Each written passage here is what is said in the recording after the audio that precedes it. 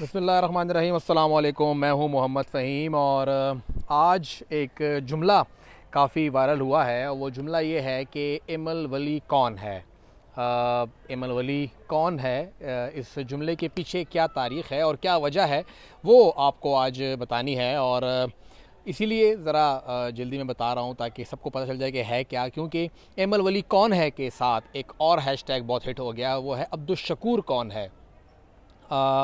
عوامی نشل پارٹی کے جو صوبائی صدر ہیں ایم الولی خان صاحب، انہوں نے ایک writ petition Peshawar high court میں دائر کی ہے، اور انہوں نے کہا ہے کہ خیبر پختونخوا میں جو بد امنی ہے اور جو دہشت گرد واپس آ کے یہاں پہ ان کی آبادکاری ہوئی ہے، اس کے ذمہ دار سابق وزیر اعظم عمران خان صاحب، سابق D G I S I general Faiz Hamid صاحب، اور ان کے ساتھ سابق وزیر اعلیٰ محمود خان صاحب، اور ان کے ترجمان خیبر پختونخوا حکومت کے سابق ترجمان بیرسٹر محمد علی سیف ہیں۔ ان کے خلاف ایک انکوائری ہونی چاہیے، جوڈیشل انکوائری وہ چاہ رہے تھے، کمیشن چاہ رہے تھے کہ وہ ہو اور تحقیقات ہو، پتہ لگے کون کون کہاں کہاں ملوث ہے۔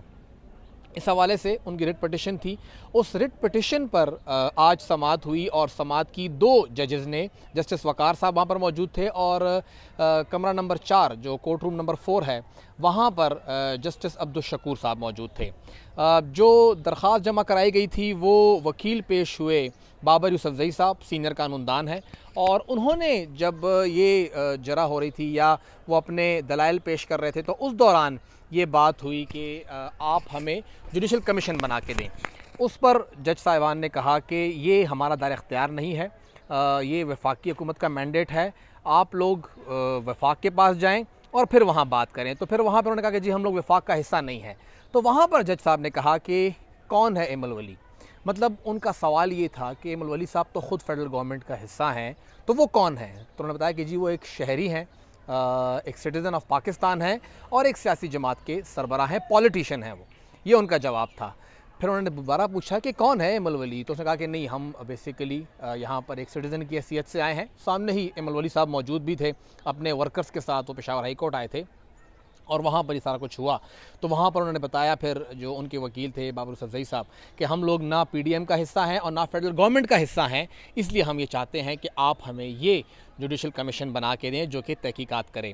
بہرحال جوڈیشل کمیشن تو نہیں بنا، اور پھر وہاں معاملہ جو ہے وہ اس ایک بات کے گرد ہی گھومتا رہا، اور یہی پوچھا گیا کہ کون ہے ایم الولی۔